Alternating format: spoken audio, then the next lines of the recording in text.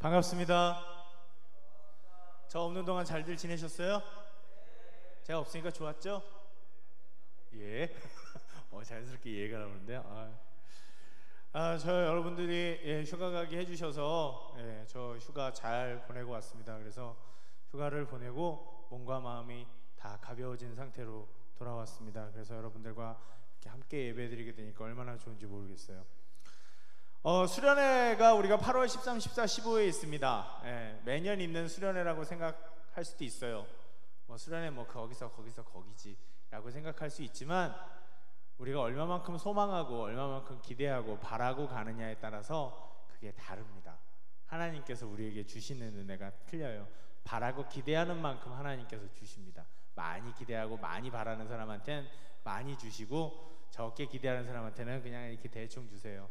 네, 분명히 그러십니다. 그러니까 우리가 새로운 소망을 가지고 내 인생의 새로운 돌파구와 새로운 삶을 소망하면서 우리가 그 수련회를 기대함과 정말 간절함으로 좀 갈 수 있었으면 좋겠어요.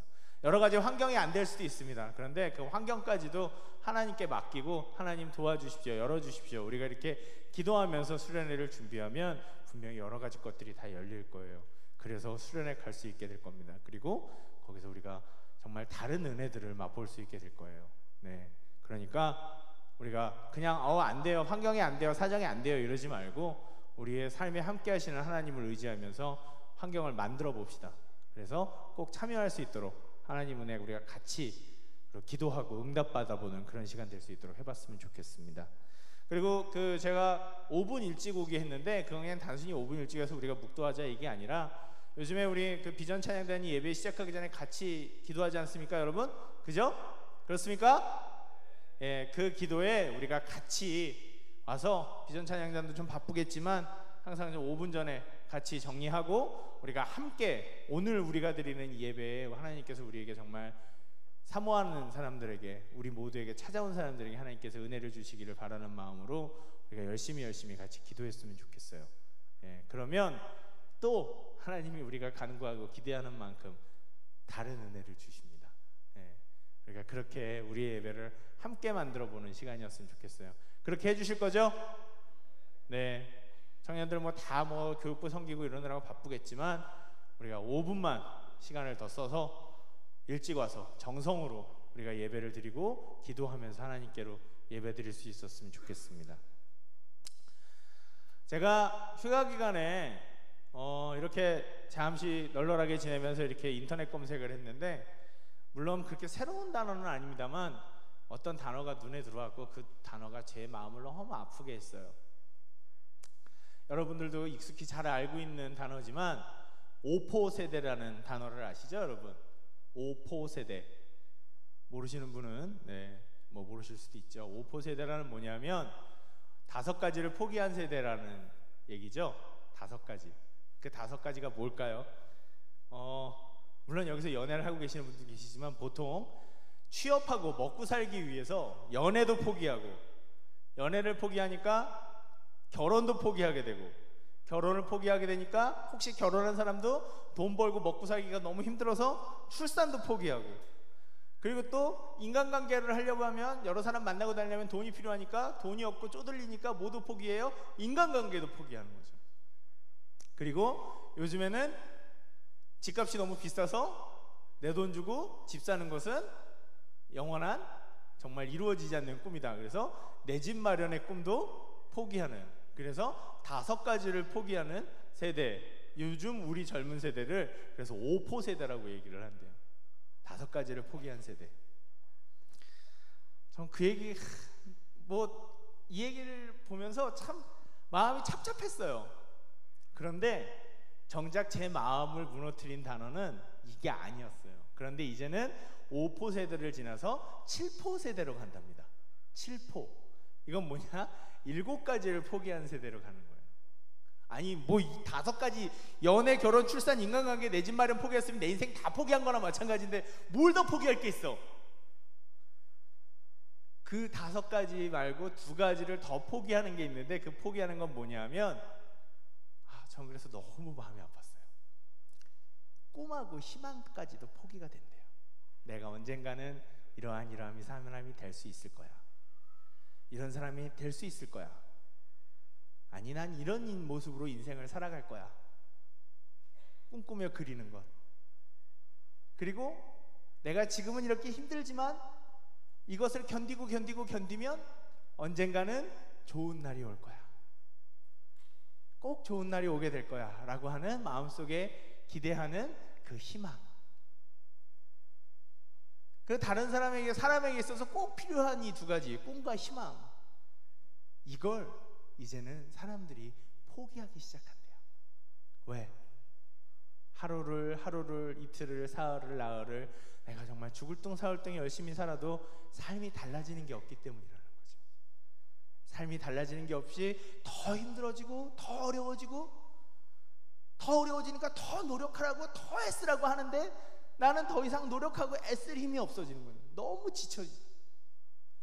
그러니 이제 잘 될 거라는 꿈도, 내가 언제 다른 모습으로 변할 거라는 꿈도, 내가 이 고생을 벗고 새로운 모습으로 될 거라는 그 희망까지도 사람들이 내려놓게 된다는 거죠. 아무것도 없어진다는 거예요. 근데 그게 나이 드신 분들의 얘기가 아니라 바로 뭐냐면 여러분들 같이 젊은 청년들의 얘기라는 거예요. 한참 미래를 꿈꾸고 나는 이런 사람이 될 거야, 이렇게 살아갈 거야, 이런 모습으로 10년 뒤에는, 20년 뒤에는 난 이런 모습이 돼야지 라고 생각하고 꿈꿔야 하고 그걸 만들어 가려고 노력해야 되는 그 청년들이 7가지를 다 포기하고 산다는 거죠. 거기다 정말 포기될 수 없는 꿈과 희망까지도. 여러분, 돈이 없는 사람도 살아요. 그리고 좀 장애가 있어도, 몸에 장애가 생겨도 그래도 살아요. 일이 어렵고 환경이 어려워도 그래도 사람들이 살아요. 그런데 정말 못 살게 될 때, 사람이 정말 못 살게 될 때는 언제냐면 희망이 없어질 때예요. 내가 지금보다 달라질 수 있는 가능성이 없다. 내가 지금보다 아무리 노력해봤자 바뀔 수 있는 가능성이 없다 라는 그 희망이 마음속에서 사라지는 것들을 경험하게 될 때 사람은 살 수가 없어요. 왜? 적어도 내일은 오늘보다 뭔가 달라지는 무엇이 있을 거야 라는, 내일은 내일의 해가 새롭게 뜰 거야 라는 그 스칼렛 오하라의 말처럼 내일은 내일의 새로운 태양이 뜨니까 난 그걸 보고 살 거야 라고 하는 그 내일에 대한 기대가 있어야 사람이 살아가는데 그게 없어진다는 말이죠. 꿈과 희망을 포기한다는 말은 그야말로 인생을 포기하고 삶을 포기하고 내 생명을 포기하게 되는 일이라는 겁니다. 살 만큼 사신 분들 얘기가 아니라 여기 앉아있는 이 피 끓는 청춘들의 얘기가 바로 7가지를, 삶의 가장 기본적인 7가지를 모두 포기한 인생들이라는, 요즘 분위기가 그렇게 되고 있다라는, 그렇게 절망적인 분위기라는 말을 읽는 순간 너무 가슴이 먹먹해서 무슨 말을 해야 될지, 어떤 일을 해야 될지. 제가 목사인데 청년들을 데리고 인도하는 목사인데 내가 여러분들에게 어떤 얘기를 해야 할지, 어떤 얘기를 하고 어떤 것을 얘기하면 여러분들을, 이 세대를, 이 젊은 청년들을 이 깊고 깊은 절망에서 어떻게든지 이끌어낼 수 있을까, 도움을 줄 수 있을까.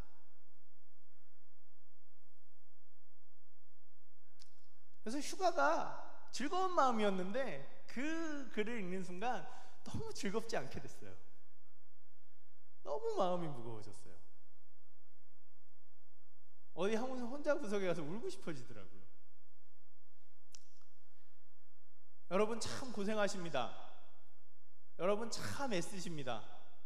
그런 어려운 상황에서도 그래도 씩씩하게, 하루하루 씩씩하게 열심히 버티며 견디며 살아가신 여러분들 참 훌륭합니다. 정말 여러분들이 너무 훌륭하다고 얘기해주고 싶어요. 그리고 그 피곤한 몸 이끌고 이 주일날 와서 또 봉사하고 또 예배 드리는 여러분들을 보면 더 훌륭합니다. 너무 고맙고 정말 훌륭하다고 정말 여러분들한테 얘기해 주고 싶어요. 이 절망적인 시대에서도 그래도 여러분 삶을 열심히 살아가고 있는 여러분들에게 정말 고맙다고 얘기하고 싶습니다. 그런 여러분들에게 저도 무엇인가, 제가 여러분들의 목사된 입장에서 제가 여러분들에게 무엇인가 그냥 더 열심히 살아라 이런 말 말고, 더 힘내라 이런 거 말고, 우리 삶에 무엇인가 새로운, 정말 그래도 여러분들 놓지 못할, 그리고 절대로 이루어질 그 희망이라는 게 우리 삶에 있다라고 저는 여러분들에게 다시 한번 오늘 말씀드리고 싶어요. 그래도 우리 삶에는 희망이 있다. 아니 여러분, 어떠한 절망적인 시대에도 희망은 있어 왔고 그 희망이 사람들을 살려왔습니다. 20세기에는 두 번의 커다란 세계대전이 있었어요. 정말 비참한 전쟁이 있었고, 그 전쟁에서 정말 말이 몇 천만 명이지 사람 손으로도 정말 생각할 수 없는 만큼의 사람들이 죽었어요. 사람들이 일어났던 모든 재산, 문명 이런 것들이 포화 아래 다 무너졌습니다. 우리도 6.25 전쟁이라니 이제 너무 오래돼서, 여러분들은 60년이나 됐으니까 이제 너무 오래돼서 잘 모르겠지만 저도 몰라요 그게 어떤 건지. 하지만 우리도 전쟁을 겪으면서 아무것도 없던 시절이 있었어요. 잿더미만 있던 시절이 있었습니다. 요즘 이란, 이라크, 아프가니스탄 같은 시절이 우리에게도 있었어요. 근데 그때도 어른들은, 그 시대의 사람들은 아무것도 없는 절망적인 순간이었지만 무엇인가 희망을 바라보고 희망을 찾아서 그것을 이겨내고 해서 오늘 우리에게까지 이 사회를, 이 세상을 물려주셨습니다. 그러면 오늘 우리가 살아가는 이 시대가 아무리 절망적일지라도 우리에게도 새로운 희망이 있고, 멈춰질 수 없는 희망이 있고, 절대로 포기될 수 없는 희망이 있다는 걸 저는 여러분들과 꼭 오늘 나누고 싶습니다. 그래서 그 희망은 어디에서부터 나올까요? 당연히 저는 예수 믿는 목사고 여러분들에게 하나님의 사랑을 전하는 사람이니까 그 희망은 당연히 하나님에게서부터 나옵니다. 그럼 하나님은 우리에게 어떤 희망을 주실 수 있을까요? 그 희망을 얻고 찾는 방법이 오늘 우리가 읽었던 이 성경 본문에 나옵니다. 그러므로 함께 하늘의 부르심을 받은 거룩한 형제들아, 그러므로 함께, 여러분들이 함께 예배드리잖아요. 함께 공동체로 있죠. 함께 하늘의 거룩한 부르심을, 함께 하늘의 부르심을 받은, 하늘의 부르심을, 다 여러분들 하나님의 자녀로, 하나님의 백성으로 부르심 받았잖아요. 그죠? 그렇게 부르심을 받은 거룩한 형제들아, 하나님께서 우리에게 구별된, 너희는 내 자녀다 라고 하는 그 거룩함을 주시죠. 그래서 우리는 하나님의 그 거룩한 형제들입니다. 왜 자매는 없어요? 그냥 형제는 우리 모두를 아우르는 말입니다. 여러분들, 우리 모두를 부릅니다. 그러니 아무리 절망적일지라도 우리가 한 가지 해야 되는 일은, 우리가 믿는 도리의 사도이시며 우리가 믿는 도리를 위해서 보내지신 분이고 모범되신 분이시고 대제사장이신, 우리를 위해서 끊임없이 기도하시고 돌보시고 우리를 이끌고 계시는 대제사장이신 예수를 깊이 생각하라. 예수를 깊이 생각하라. 희망은 어디에서 나온다고요? 예수를 깊이 생각하는 것에서. 우리의 믿는 도리의 사도이시고 우리의 대제사장께서 우리를 위해서 끊임없이 중보하고 계시는, 나를 위해서 기도하시고 나를 돌보고 계시는 그 예수를 깊이 생각할 때, 그냥 생각하는 게 아니라 그분에 대해서 깊이 고민하고 묵상하고 정말 온 힘을 다해서 그분을 생각하기 시작할 때 거기에서부터 희망이 나온다라고 하는 것입니다. 어떤 희망이 나올까요? 첫 번째, 예수를 깊이 생각할 때 우리가 갖게 되는 희망은, 그리고 그 갖게 되는 것은 첫 번째, 우리가 너무도 익히 알고 있는 하나님이 나를 너무너무 사랑하신다라는 것을 체험하게 됩니다. 그냥 말로만 듣고 있는 것이 아니라 내가 가슴속에 느끼게 되는 거죠. 알게 되는 거예요. 그야말로 이런 게 내가 하나님께 사랑을 받는 거구나. 근데 그 하나님께 사랑을 받게 되면 어떻게 되냐면, 내가 너무 소중한 사람이라는 걸 알게 됩니다. 그쵸 여러분? 이 얘기 많이 들었죠? 당신은 사랑받기 위해 태어난 사람. 요즘엔 이게 대중가요처럼 불리더라고요. 모든 사람들이 다 이걸 불러주고 있는데, 내가 하나님에게서 사랑받기 위해서 태어난 아주 소중한 존재라는 걸 내가 알게 되죠. 이걸 바로 다른 말로, 유식한 말로 뭐라 그러냐면, 별로 요즘엔 유식한 말도 아닌 것 같아요. 자존감이 회복된다라고 얘기를 해요. 자존심이 회복되는 게 아니라 내가 소중한 사람이라는 것을 깨닫게 되는 나 자신 스스로의 자존감이 회복된다라고 얘기하죠. 요즘 우리가 세상 살면서 제일 힘든 것 중에 한 가지는 뭐냐면, 세상이, 이 이놈 세상이 우리의 자존감을 끊임없이 훼손시킨다는 거예요. 너 스펙을 놓고 쫙 줄을 세우면서 그 스펙 경쟁에서 승리하지 못한 사람들은 어떻게 돼요? 봐, 너는 이거밖에 안 되잖아. 너는 봐봐, 앞에 애들 이렇게 많고 너는 여기밖에 안 되니까, 요거밖에 안 되니까 너는 안 되는 거야. 넌 요거밖에 안 되니까. 아, 그렇구나. 난 이거밖에 안 되는 인간이었어. 난 정말 이거밖에 안 되는구나. 세상은, 이놈의 세상은 우리의 존재를 너무나도 값어치가 없게 만듭니다. 그냥 발로 짓밟고 뭉개는, 살아남지 못할 것 같은 뭉개지는 그런 느낌을, 그런 경험들을 하게 만들어요. 나는 아무것도 아니구나. 나의 존재의 가치 없음을 느끼게 만들죠. 그런데 하나님은 아니에요. 하나님은 너는 그런 존재가 아니다라고 얘기하세요. 너는 이 세상에 단 하나밖에 없고, 내가 내 목숨을 버려 사랑했고, 내 모든 존재로, 내 모든 것으로 너를 바꿀 수 없을 정도로 너는 나에게 소중하고 소중하고 소중하며 내가 너를 사랑한다. 그 음성을, 예수를 깊이 생각해서 우리가 그 음성을 듣는 순간 내 마음속에서 나는 어떤 사람인가 라는 그 질문 가운데 나는 소중한 사람이구나. 여러분, 자존감이 강한 사람들은요, 어려운 일이 있어도 그것을 뚫고 일어납니다. 왜? 나는 소중하고, 나는 누군가에게 의미 있는 사람이고, 나는 절대로 이렇게 넘어지고 무너질 사람이 아니라는 마음을, 나 스스로를 소중하게 여기는 마음을 갖게 됐기 때문이죠. 그런데 자존감이 남아지기 시작하면 나 같은 거 이 세상에 없어져도 알아줄 사람 아무도 없어. 내가 뭘, 이런 마음을 가지며 삶의 끈을 쉽게 놔버리게 됩니다. 더 깊이 좌절하고 절망하고 넘어지게 됩니다. 그래서 하나님은 제일 먼저 우리에게 예수를 깊이 생각하고 하나님께로 우리가 나오기 시작할 때부터 내가 너를 사랑한다라는 것을 우리 마음속에 알려주시면서 우리의 자존감을 회복시키세요. 내가 어떤 사람인지를 다시 한번 깨닫게 해주세요. 여러분, 난 이 세상에 단 하나밖에 없는 정말 유니크한 존재입니다. 전 이 말을 너무 사랑해요. 여러분들은 유니크합니다. 유니크는 그냥 유니크라고 발음하면 안 되고 유니크라고 좀 발음해야 돼요. 유니크. 왜? 그래야 좀 더 독특하니까.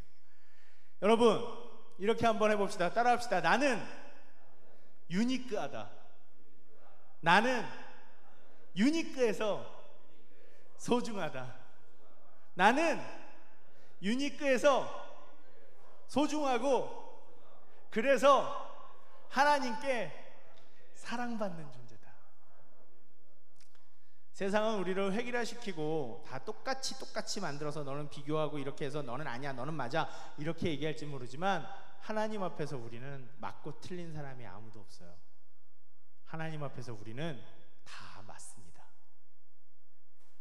하나님 안에서 나는 다 소중합니다. 그렇게 될 때 우리가 처음에 이 자존감을 회복받고 하나님과 내가 사랑의 관계로 이어지기 시작할 때 두 번째 하나님께서 우리에게 희망이 되어주시는 것은 바로 무엇이냐면 그 사랑의 끈으로 이어진 하나님이 내 삶의 구원자가 되어주신다는 거예요. 따라합시다. 하나님은 내 삶의 구원자이시다. 이 구원하다라는 말의 의미는 원래는 죄에서 건져내주다라는 말이지만 어디서 고통받는 존재를 거기서 끄집어내서 빼내는 걸 말해요. 고통에서 해방시키는 걸 바로 뭐라고 얘기한다? 구원이라는 말을 써요. 고통에서 해방시켜주는, 어떻게 나 혼자 스스로 해결할 수 없는 고통을 밖에서, 내 안에서가 아니라 밖에서 누군가가 도움을 주고 나를 보살펴서 내가 그 고통에서 해방받을 수 있도록 해주는 것을 바로 뭐다? 어떤 삶이라 그런다? 구원자다라고 얘기해요. 하나님은 우리의 삶의 구원자이십니다. 예수님은 내 삶의 구원자예요. 왜? 제일 먼저 사랑을 주심으로 인해 내 자존감을 회복시키시고 그 이후로 사랑만 주고 떠나는 게 아니라 내가 영원히 너와 함께 하겠다라고 얘기하기 때문인 거죠. 함께하며 내가 너를 돕는다. 내가 네 인생을 지킨다. 내가 네 인생을 보호한다. 내가 네 인생을 이끈다. 네 모든 삶의 고통에서 내가 너와 함께하고 너를 버티게 하고 용기를 주고 이 모든 것을 내가 해결해주고 이길 수 있도록 해주겠다. 그게 바로 하나님이 우리에게 사랑을 통해 주시는 하나님의 약속이라는 거죠.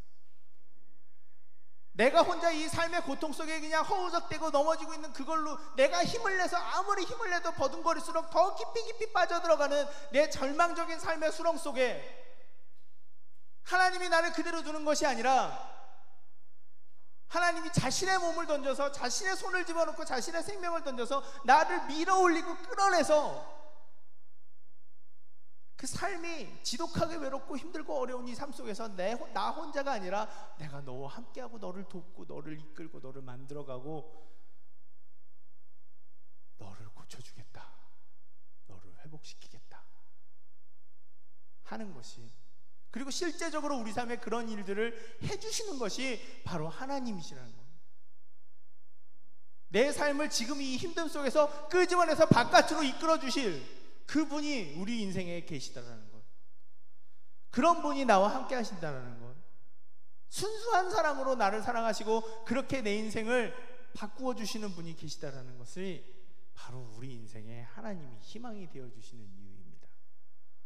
여러분, 예수를 깊이 생각하고 그 예수님께 우리의 마음을 던지고 내 상황을 던지고 울며 안타깝게 화도 내고 슬프기도 하고 한 그 모든 상황을 내가 하나님 앞에 진실로 의탁하고 던지고 맡기기 시작할 때 하나님은 정말 내 삶에서 내가 아무것도 할 수 없다고 생각되는 그 순간부터 하나님은 우리의 삶 속에서 우리를 만들어가고 바꿔가시고 내 삶을 바꿔가시기 시작하십니다.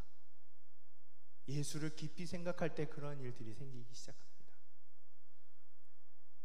하나님이 내 구원자이세요. 내 삶의 구원자입니다. 내 실제적인 삶의 구원자입니다. 하나님이 용기를 주고 하나님이 사랑을 주고 하나님이 아침에 일어날 때마다 새로운 마음을 주고 새 힘을 주고 좌절해서 넘어져 있는데도 모든 것을 포기하고 싶을 때도 다시 일어나서 살아갈 수 있는 힘을 주는 그 하나님, 그 하나님은 우리 삶의 구원자이십니다. 사랑을 통해 우리 삶의 구원자가 되어주세요, 하나님께서. 그리고 난 후에 그 구원자가 되시고 난 후에 하나님께서 또한 우리에게 삶의 희망으로 다가오시는, 예수를 깊이 생각할 때 그 희망이 하나님께서 우리에게 되어주시는 것은 무엇이냐면 새로운 눈을 갖게 해주십니다. 아니, 새로운 것을 보게 해주세요. 오늘 우리가 불렀던 찬양 중에 주님은 산 같아서라고 하는 찬양이 있습니다. 그쵸 여러분?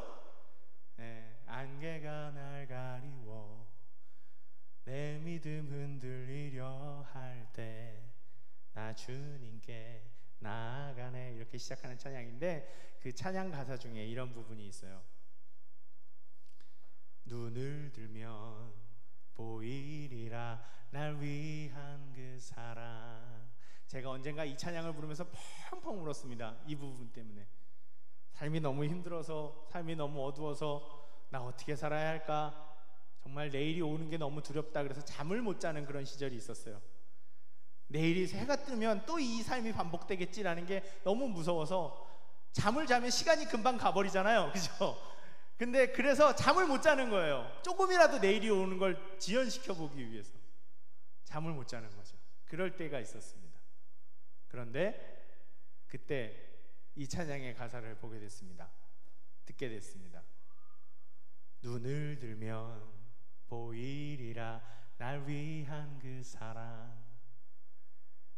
여러분, 우리는 너무 힘이 들어서 주위의 상황과 내 삶에만 집착해서 고개를 숙이고 다른 것들은 못 보는 것 같아요.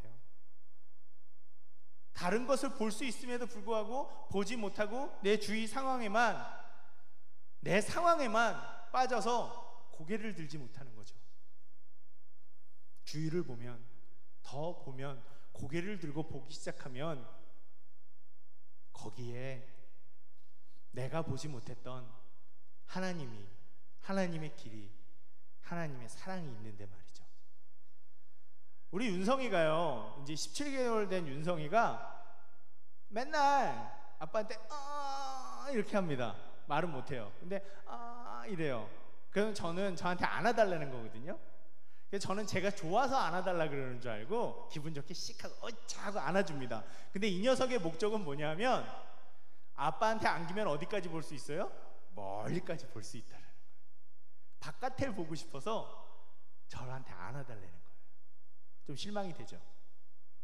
그런데 이 녀석은 항상 아빠가 안아주면 바깥을 바라보면서 합니다. 저기 봐라, 저기 봐라. 자기는 작고 아빠는 크니까 아빠가 안아줘야 멀리까지 본다라는 거죠. 자기가 못 보는 걸 본다는 거죠. 그걸 알기 때문에 맨날 저한테 이렇게 합니다. 저만 보면. 그건 제가 좋아서 그러는 줄 알았어요.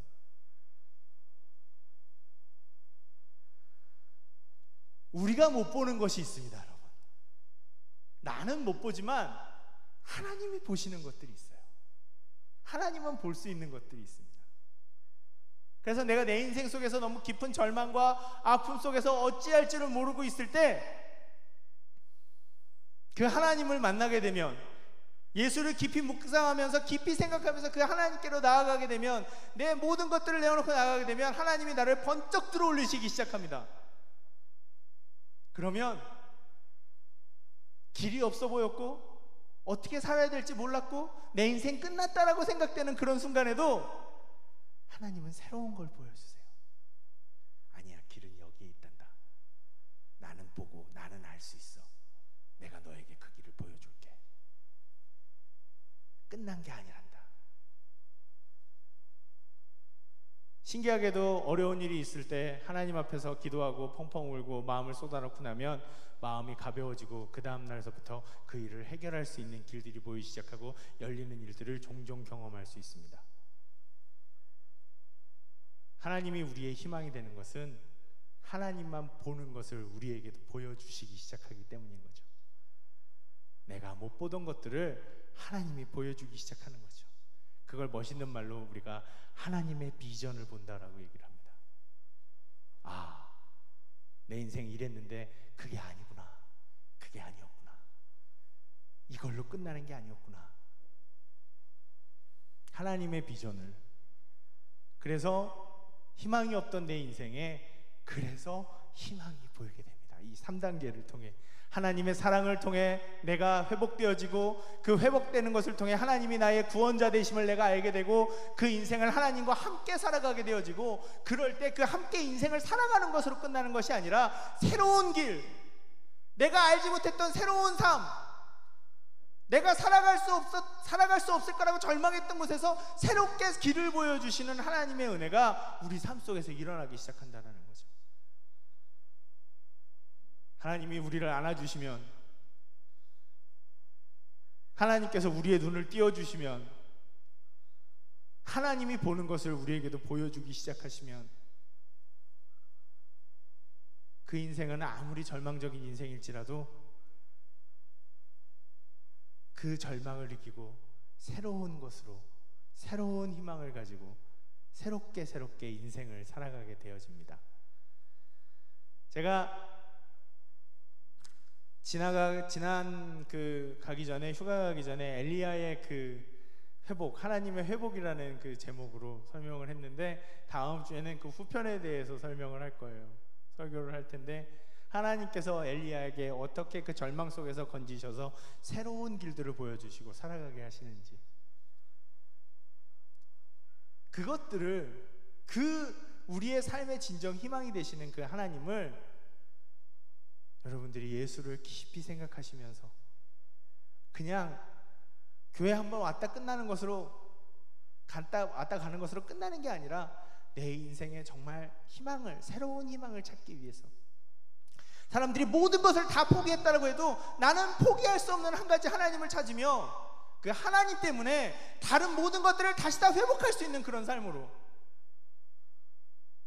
언젠가 제 인생에 대해서 깊이 얘기할 수 있는 시간이 있었으면 좋겠네요. 모든 것을 다 포기하고 나는 이제 아무것도 다 끝났다라고 생각할 때 하나님이 저를 여기까지 만드셨어요. 저는 요즘에도 가끔씩 놀랍니다. 제가 자가용을 타고 결혼을 했고 애를 낳고 목사님이라고 불리며 이렇게 행복한 삶을 살고 있다는 것 자체가 참 하나님의 기적이구나. 아, 나에게도 이런 때가 오네, 나에게도 이런 날이 오네. 요즘에 저는 날마다 감격하고 있습니다. 얼마나 평화로운 삶인가, 얼마나 즐거운 삶인가, 그렇게 감사를 드리며 살고 있습니다. 여러분, 이런 일이 저한테만 있을까요? 아니에요. 그렇지 않아요. 하나님을 믿는 모든 사람들에게 의지할 때가 하나님밖에 없어서 하나님께만 기도하는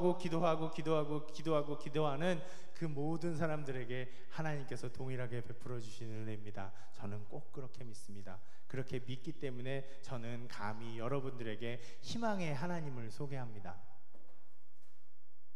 우리의 삶의 구원자 되시는 하나님을 소개하고 우리에게 하나님의 비전을 보여주시는, 그 하나님의 길을 보여주시는 그 하나님을 여러분들에게 소개합니다.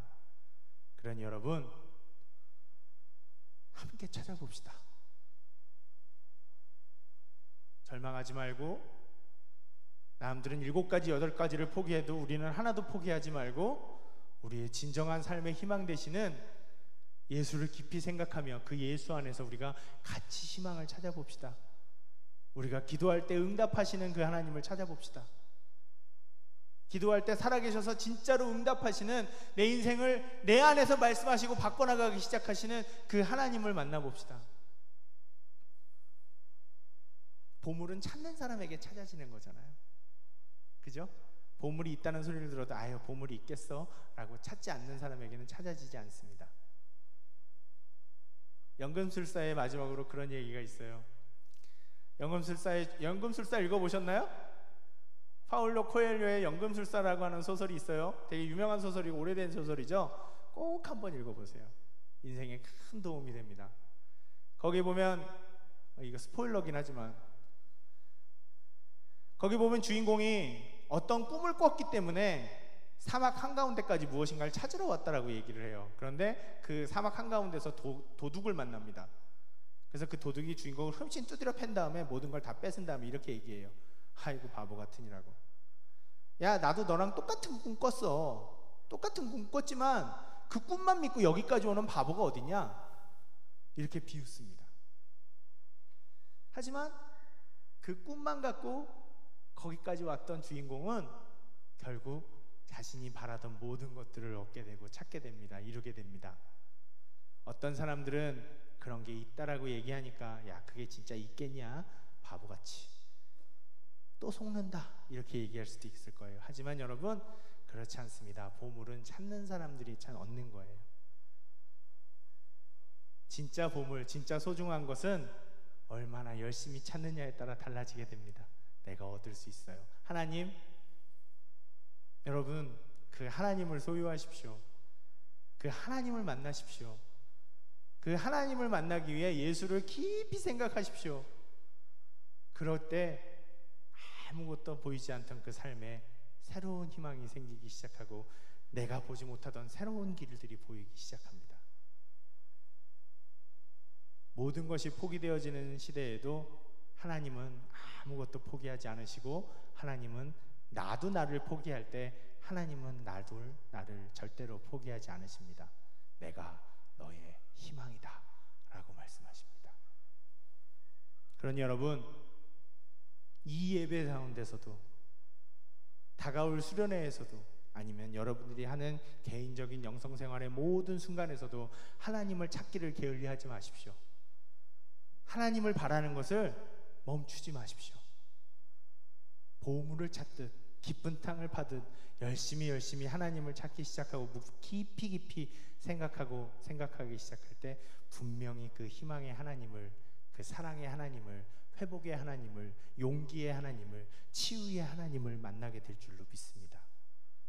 그리고 그 하나님 때문에 삶의 희망을 가지고 살아가게 될 줄로 믿습니다. 기도하겠습니다.